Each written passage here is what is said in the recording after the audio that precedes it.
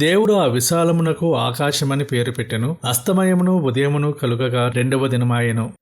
దేవుడు తాను చేసిన ఆ విశాలమైన ఖాళీ ప్రదేశానికి ఆకాశము అని పేరు పెట్టారు.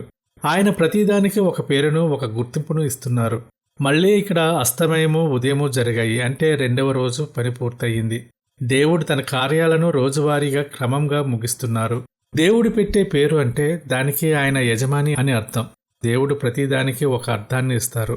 శూన్యంగా ఉన్న దానికి ఒక పేరు ఇచ్చి దానికి ఒక విలువను ఇచ్చారు. అలాగే దేవుడు తన పనిలో తొందరపడరు. ఒకేసారి అన్నీ చేయకుండా ఒక్కో రోజు ఒక్కో అద్భుతాన్ని నిర్మిస్తున్నారు. ఆయనకు సమయం మీద అధికారం ఉంది. ఆయన పద్ధతిలో ఆయన నడుస్తారు. కీర్తనలు గ్రంథం 19వ అధ్యాయము 1వ వచనం చూసినట్లయితే, ఆకాశములు దేవుని మహిమను వివరించుచున్నవి, అంతరిక్షము ఆయన చేతి పనిని ప్రచురపరుచుచున్నది. మనం ఆకాశము వైపు చూసినప్పుడల్లా దేవుని చేతి పని మనకు కనిపిస్తుంది. ప్రియ సహోదరి సహోదరుడా, మీ జీవితంలో ఏదో ఒక పని మొదలయ్యి ఆగిపోయిందని బాధపడుతున్నారా? దేవుడు మీ ప్రార్థనలకు జవాబు ఇవ్వడం లేదని కృంగిపోతున్నారా? దేవుడు మొదటి రోజు వెలుగును ఇచ్చారు, రెండవ రోజు ఆకాశంను ఇచ్చారు. ఆయన ఒక్కో మెట్టును నిర్మిస్తున్నారు. మీ జీవితంలో కూడా ఆయన ఒక క్రమమైన పనిని చేస్తున్నారు. మీరు చూడలేకపోవచ్చు, కానీ దేవుడు మీ భవిష్యత్తు కోసం పునాదులు వేస్తున్నారు.